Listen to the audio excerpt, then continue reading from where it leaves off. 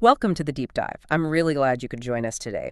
We're going to be embarking on, well, a pretty insightful journey, I think. Our mission here in this deep dive is to unpack the complexities surrounding a very intense fear, claustrophobia. We've gathered quite a bit of material, articles, some research, and actually a very powerful human story. We want to extract the key insights from all this, really understand the profound impact it can have, and maybe discover some clear, actionable paths for managing it. The goal is for you to walk away feeling, well-informed and hopefully empowered. Absolutely. And that empowerment piece is exactly why this topic is so crucial.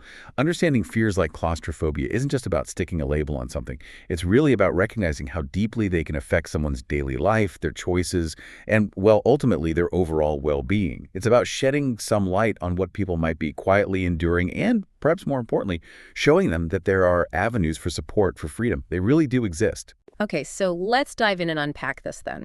We hear the word claustrophobia quite a bit, but what exactly is it? What does it really mean when someone experiences this level of fear? Right. So at its core, claustrophobia is classified as an anxiety disorder. It's characterized by an extreme fear, often feeling quite irrational to the person experiencing it in small, closed spaces, or sometimes even just crowded ones. But here's the really critical insight, I think. It's not simply a dislike or discomfort with the physical space itself. What's truly terrifying for someone with claustrophobia is that overwhelming panic that comes with feeling trapped, like there's no easy way out. That sense, that perceived loss of control, that's the central driver. It activates these very deep-seated fight-or-flight mechanisms in the brain. Ah, I see. So that perceived loss of control is key, not just the, say, four walls of a small room. It really shifts the focus from the box itself to the feeling inside it. And, our sources give some incredibly relatable examples of way this can strike. You can imagine maybe the doors of a lift closing and suddenly your heart starts racing, breathing feels difficult, and all you want is just to get out immediately. Or that intense panic maybe in a small locked room. It can happen in crowded buses or metros too, things so many of us use daily, especially here in India. And the thought of having an MRI or CT scan, even when it's needed for health reasons, that can trigger intense apprehension. And surprisingly, even things like tight clothing can sometimes be a trigger for some people. That's a crucial distinction you've hit on. It's the sense of containment, maybe more than just the physical dimensions. It really highlights how the brain can interpret any kind of restriction, whether it's truly physical or just perceived, as a threat to survival. It activates those, well, ancient responses that haven't quite caught up to distinguish between a genuine danger and, say, a closed elevator door. Okay, so moving from the what to the how does this fear actually manifest? What are the tangible ways it shows up in a person's body and mind, beyond just, feeling scared? What does it actually feel like? Right. It's important to understand that the symptoms are quite diverse. They really span across physical, emotional, and behavioral reactions. Let's try and break them down clearly for you. Okay, first up, we have the physical symptoms. When someone with claustrophobia finds themselves in a triggering situation, their body basically goes into overdrive. You might see, or they might feel, a rapid heartbeat, palpitations. They often report sweating, sometimes profusely and trembling almost uncontrollably. There can be shortness of breath or even a terrifying choking sensation. Many feel nauseous, dizzy, sometimes even faint. And a very common physical symptom is a distinct tightness in the chest, almost like something is squeezing them. Wow, that tightness in the chest, especially combined with shortness of breath, must feel incredibly frightening. It almost sounds like it could mimic a heart attack, couldn't it? Precisely. And that's actually why ruling out other physical conditions is such an important step in the diagnostic process. Then we move on to the emotional and cognitive symptoms. This is where that intense fear really takes hold in their mind. There's often a profound, though sometimes recognized as irrational, fear of suffocating, or an overwhelming fear of losing control, maybe fainting. People describe feeling like the walls are literally closing in on them. It's a very vivid sensation. And perhaps the most powerful internal feeling is this strong, immediate, almost irresistible urge to escape the situation just to get out, no matter what. And finally, we observe the behavioral symptoms. These are the actions people take, often consciously, to manage or completely avoid their fear. So this includes things like actively avoiding lifts and always opting for the stairs, even if it means climbing many, many floors. They might refuse necessary medical scans, like an MRI, despite having serious health concerns. We'll see this in Sunnita's story later.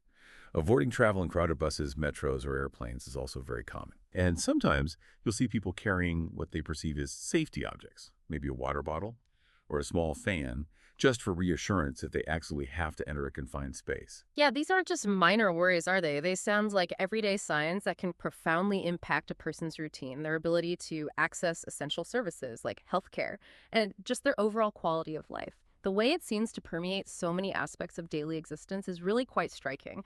And I think to truly feel that impact, let's turn to Sunita's story. Our sources highlighted her experience, and it powerfully shows just how pervasive this fear can become. Yes, Sunita's story, she's a young woman from Patna, mentioned in our sources, and it really does drive home the pervasive nature of this fear.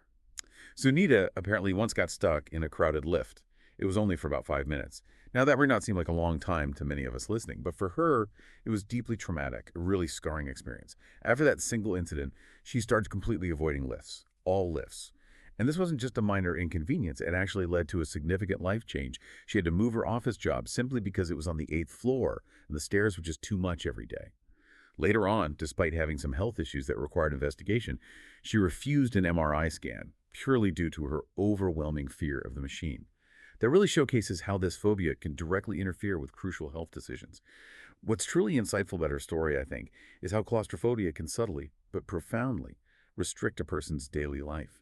It slowly chips away at their freedom, making even routine tasks feel daunting, sometimes impossible, and it impacts their health choices. It shows us this isn't just about feeling uncomfortable, it's about life being fundamentally reshaped by fear. But, and this is so important to stress, while this might feel overwhelming to hear or to experience, help is available. You are absolutely not alone in this. Absolutely. We've seen what it feels like and how it impacts daily life through Sunita's experience.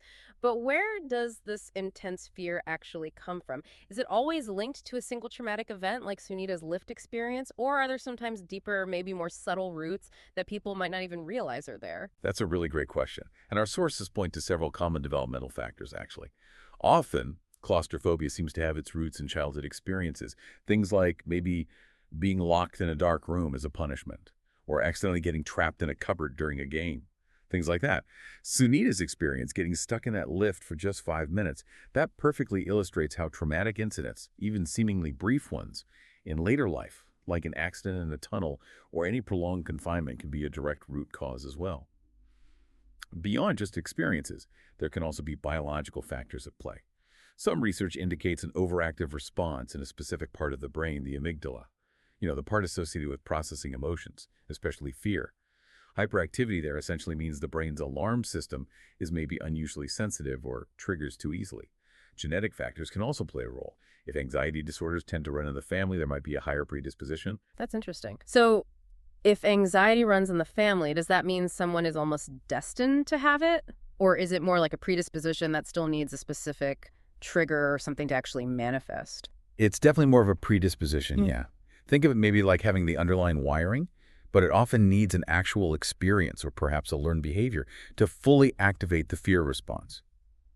And that brings us neatly to the last point. It can sometimes be a learned behavior. For instance, observing parents or siblings exhibiting panic or extreme fear in closed spaces can inadvertently teach a child to respond in a similar way, reinforcing that fear connection.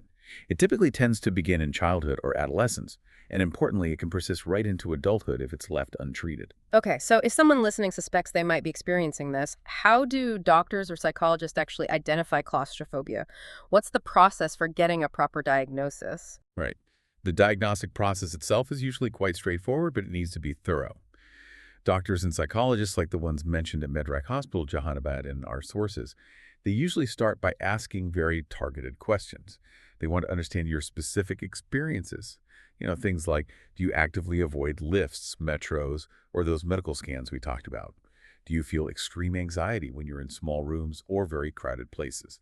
And crucially, they'll ask how this fear affects your daily life. What limitations does it impose?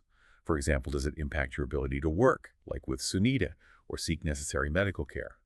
Sometimes they might also use specific tools like questionnaires. There's one called the Claustrophobia questionnaire, which helps to sort of quantify the severity of the symptoms. And it's also really vital, as we touched on earlier, to conduct physical tests. This is to rule out any other medical conditions.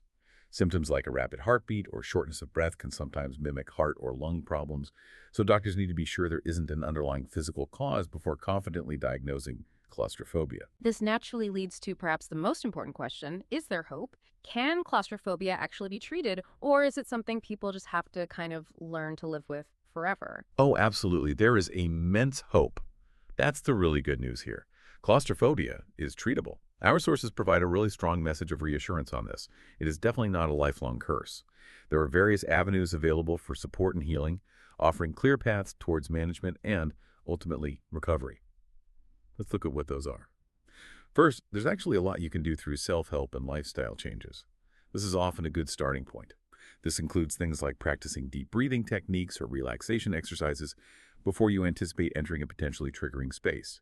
For instance, a simple technique like 4-7-8 breathing: you breathe in for 4 counts, hold your breath gently for 7, and then exhale slowly for 8 counts. That can be incredibly grounding when you feel anxiety rising. Also, regular physical exercise and meditation are highly beneficial for managing overall anxiety levels, not just for claustrophobia. And it generally helps to avoid stimulants like excess caffeine, as these can sometimes exacerbate anxious feelings. Those kinds of practical, proactive steps sound really empowering, things you can actually do yourself. But what about when panic does set in, right in the moment? Are there immediate coping strategies that can help then and there? Yes, definitely. That's the second area. There are effective coping strategies you can use during a moment of panic.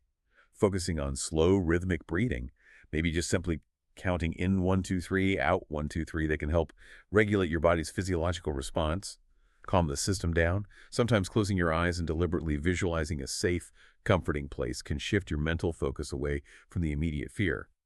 Repeating calming self-statements, things like, "This feeling will pass, I am safe right now," can provide a kind of mental anchor. And sometimes simple distraction works wonders. Listening to music, maybe counting objects around you, or even engaging in prayer, if that's meaningful for you, anything to help break that cycle of panic. Then, of course, we have highly effective therapies. Cognitive behavioral therapy, or CBT, is really a cornerstone treatment. CBT essentially teaches you to become like a detective for your own thoughts.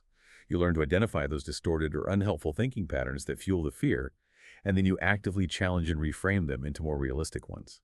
Exposure therapy is another key approach. It's a very gradual, step-by-step process where a person confronts their triggers in a safe and controlled manner.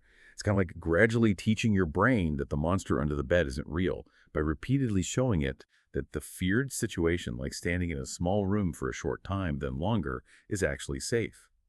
This slowly desensitizes the fear response.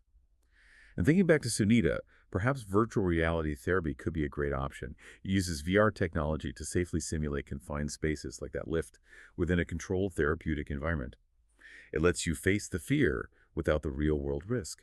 For some individuals, medication might also be recommended, particularly if the anxiety is severe. Anti-anxiety medicines or sometimes antidepressants can be helpful, but this is always prescribed and monitored carefully by a doctor.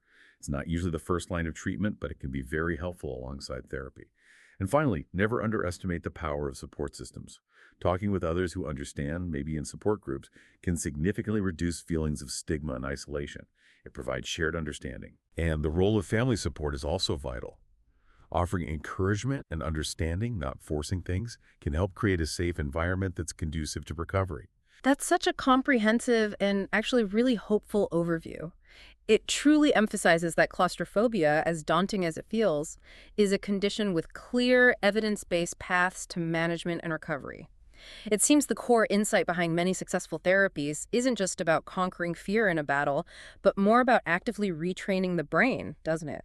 Helping it differentiate between actual danger and perceived threat, often through that gentle, consistent re-exposure you mentioned. Exactly. And if we try to connect this back to the bigger picture for everyone listening, claustrophobia might feel like an inescapable trap, but please remember, it is a treatable condition. It is not a lifelong curse. With the right combination of therapy, coping strategies, perhaps medication if needed, and support, you absolutely can regain control and live more freely. Healing and freedom are genuinely possible. So if you, or perhaps someone you know, is struggling with claustrophobia, please don't suffer in silence. It's so important. Reaching out to a doctor or a mental health professional is such a vital first step. And as our sources suggested, institutions like Medrec Hospital Jahanabad are examples of places dedicated to providing that kind of guidance and support. Maybe the deepest dive we can take isn't just into understanding our fears, but into recognizing the incredible resilience of the human mind, its capacity to adapt, to heal, and ultimately to reclaim its freedom. Perhaps a final thought to leave you with is this. What small step, however tiny it might feel, could you take today to explore that possibility of healing and freedom for yourself or someone you care about?